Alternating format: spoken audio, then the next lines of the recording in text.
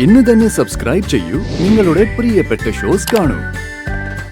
പണ്ട് അമ്മാവന്റെ കയ്യിലേക്ക് ഉടവാള് കൈമാറിയപ്പോ അമ്മാവൻ എല്ലാ സ്വത്തുക്കളുടെ അവകാശിയായതുപോലെ ഇപ്പൊ രാജുവും ഉടവാള് സ്വീകരിച്ച് അവകാശിയാവുന്നൊരവസരം വന്നപ്പോ നൈസായിട്ട് വാളും വാങ്ങി ഈ കുടുംബത്തിന്റെ തലപ്പത്ത് കയറി നിങ്ങൾ ഭരിക്കാന്നാ അവൻ വിചാരിച്ചിരിക്കുന്നത്.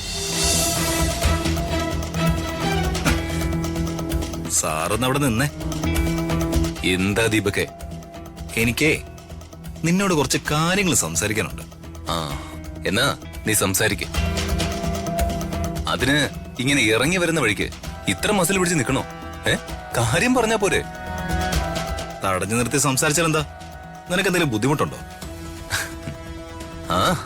ചിലപ്പോ ബുദ്ധിമുട്ടുണ്ടാവും.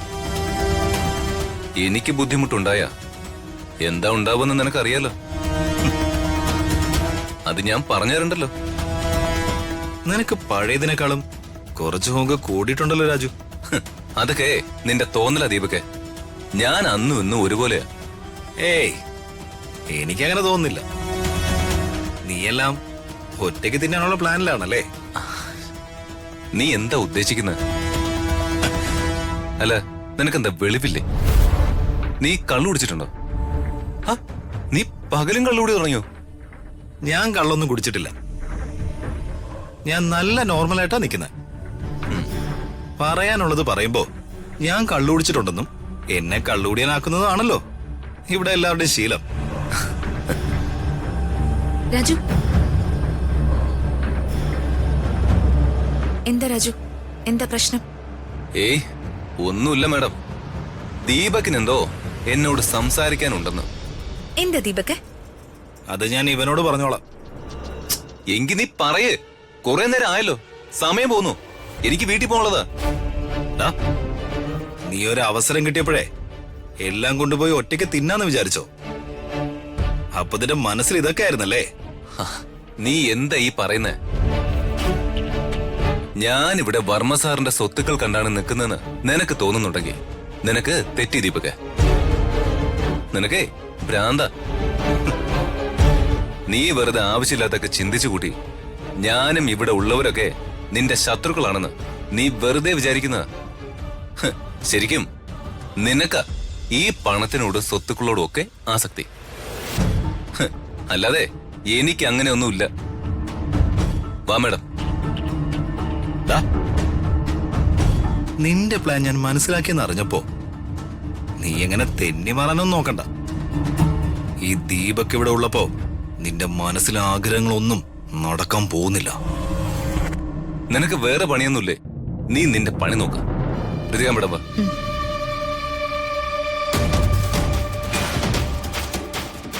പണ്ട് അമ്മാവന്റെ കയ്യിലേക്ക് ഉടവാള് കൈമാറിയപ്പോ അമ്മാവൻ എല്ലാ സ്വത്തുക്കളുടെ അവകാശിയായതുപോലെ ഇപ്പൊ രാജുവും ഉടവാള് സ്വീകരിച്ച് അവകാശിയാവുന്നൊരവസരം വന്നപ്പോ നൈസായിട്ട് വാളും വാങ്ങി ഈ കുടുംബത്തിന്റെ തലപ്പത്ത് കയറി നിങ്ങൾ ഭരിക്കാന്നാ അവൻ വിചാരിച്ചിരിക്കുന്നത്. എന്നിട്ട് അവൻ ഒന്നും അറിയാത്ത പാവത്തിനെ പോലെ എന്റെ മുന്നിൽ വന്ന് അഭിനയിക്കുന്നു. അതല്ലെങ്കിൽ അങ്ങനെയാണല്ലോ. എല്ലാവരും വലിയ ആദർശമൊക്കെ പറയും. പക്ഷേ കണക്കില്ലാത്ത സ്വത്തുക്കള് കയ്യിലേക്ക് വരാൻ പോകുന്നെന്ന് അറിഞ്ഞു കഴിഞ്ഞാ രണ്ട് കൈയും നീട്ടി കണ്ണും അടച്ചങ്ങ് നിന്നു കൊടുക്കും. പക്ഷെ ഈ ദീപക് ഇവിടെ ഉള്ളപ്പോ അങ്ങനെ ഈ കുടുംബത്തിലെ സ്വത്തുക്കള് നിന്റെ കയ്യിലേക്ക് വരുമെന്ന് നീ ഒരിക്കലും വിചാരിക്കണ്ട. ഈ സ്വത്ത് അനുഭവിക്കാനായി ഒരുത്തൻ ജനിച്ചിട്ടുണ്ടെങ്കിലേ അത് ഈ അംബികയുടെ മകൻ ദീപക്കായിരിക്കും. ദീപക് മാത്രമായിരിക്കും.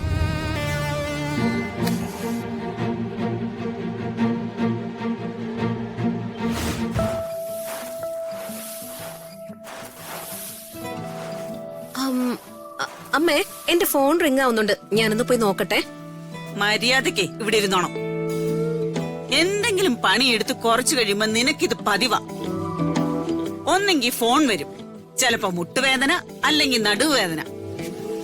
നീ ഇങ്ങനൊരു മടിച്ചിയായി പോയല്ലോടി. മടിയോ? എനിക്കോ? അല്ലെങ്കിലും ചെറുപ്പം മുതലേ അങ്ങനെയാണല്ലോ. ശ്രീലക്ഷ്മി പഠിത്തക്കാരി ആയതുകൊണ്ട് അവൾക്ക് കുനിഞ്ഞു മുറ്റത്തുനിന്നൊരു കരിയില പോലും എടുക്കേണ്ടി വന്നിട്ടില്ല. എന്നെ പിന്നെ പഠിക്കാൻ നല്ലൊരു സ്കൂളിലും വിട്ടിട്ടില്ല. പണി മുഴുവൻ എനിക്ക്. ഓ, നിന്റെ പഠിപ്പിന്റെ വിശേഷമൊന്നും എന്നെ കൊണ്ട് പറയിപ്പിക്കണ്ട. മര്യാദക്ക് പണി എടുക്കടി. എടുക്കുമല്ലേ? ആ, എടുക്ക.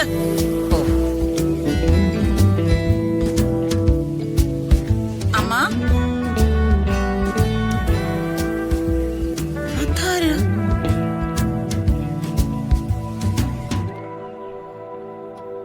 അമ്മ, മുഖം നോക്കി ലക്ഷണം പറയും, കൈ നോക്കി ഭൂതവും ഭാവിയും പറയും. ദക്ഷിണയായി ഉള്ളത് തന്നാ മതി. ഈ തൊഴില് വർഷത്തിൽ 3 മാസം ചെയ്യണമെന്ന രീതി. ആ രീതി പിന്തുടർന്നു വരുന്ന കൈനോട്ടക്കാരിയാ. ആ കൈയൊന്ന് കാട്ടിയ അമ്മയ്ക്കത് മനസ്സിലാവും. അമ്മ കൈ കാണിക്ക്. ആ, ദാ. അച്ഛാ, ദേ അച്ഛന്റെ ഫ്രണ്ട് വന്നിരിക്കുന്നു. ചുമ്മാ ഇരിയടി. അതെ, ഒന്നും തോന്നരുത് കേട്ടോ. ഇവളുടെ അച്ഛനെ ജോത്സ്യത്തിലൊക്കെ വലിയ താല്പര്യ. ആ, അതുകൊണ്ടേ ഇവൾ അച്ഛനെ കളിയാക്കി പറഞ്ഞതാ. സാരല്ലമ്മ. 3 മക്കളാണല്ലേ? അതെ. അമ്മയ്ക്കും അമ്മയുടെ ഭർത്താവിനും ജന്മദേശം ഒന്ന്. ദേശം വിട്ട് ദേശം മാറി വന്ന് താമസിക്കുന്നു. അതെ. അമ്മയുടെ മനസ്സ് തങ്കം പോലത്തെ മനസ്സാ. ആ മനസ്സാണ് ഈ വീടിന്റെ ഐശ്വര്യം. കേട്ടാ വേണുവേട്ട പറയുന്നേ? അതെ, ഇനി വേണുവേട്ടന്റെ കയ്യെ നോക്കാമോ? എന്തിനാ കൈ നോക്കി പറയുന്നത്? മുഖം നോക്കി പറയാലോ. ശ്രീരാമചന്ദ്രനെ പോലൊരു മകനുണ്ട്. ആ മകന്റെ ജീവിത വിജയത്തിനു വേണ്ടി പ്രാർത്ഥിച്ച് മകന് വേണ്ടി ജീവിക്കുന്ന അച്ഛനല്ലേ? സത്യ. പിന്നെന്താടി നീ വിചാരിച്ചേ? ജ്യോതിഷവും ഹസ്തരേഖ ശാസ്ത്രം എന്ന് പറഞ്ഞ തമാശ കളിയുന്ന ഉങ്ക ഊരെങ്ക? ആ, உங்களுக்கு തമിഴ് தெரியுமா? കൊച്ചൂർച്ച്. ഞാൻ രാധയും വന്നിട്ടുണ്ട് ആഹാ. മദ്രാസിൽ ഒരുപാട് വർഷം മുമ്പാ. ആ, അപ്പടിയാ. എന്നൂര് തഞ്ചാവൂര്. ഓ, ധാരാളം കേട്ടിട്ടുണ്ട് നിങ്ങളുടെ നാടിനെ കുറിച്ച്. ആ,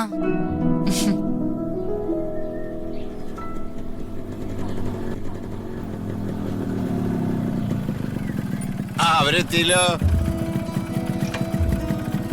ആ, അതെ, ഇതാണ് ഞങ്ങളുടെ മകൻ. ആ. പിന്നെ എന്താ ഇത് ചാ? മരുമോള്.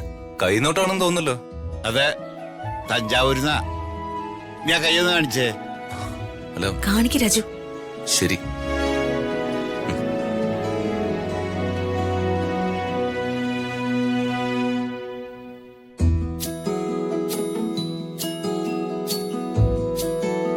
മകന്റെ അച്ഛൻ പറഞ്ഞത് ശരിയാ.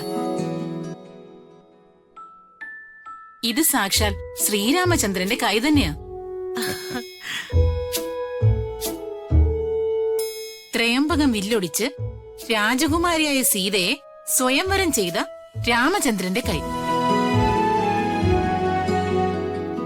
പക്ഷേ രാമായണത്തിലേതുപോലെയല്ല മകന്റെ കഥയില്. സ്വയംവരം കഴിഞ്ഞ നേരെ പട്ടാഭിഷേകം. മകൻ ഒരു രാജാവായി വാഴും.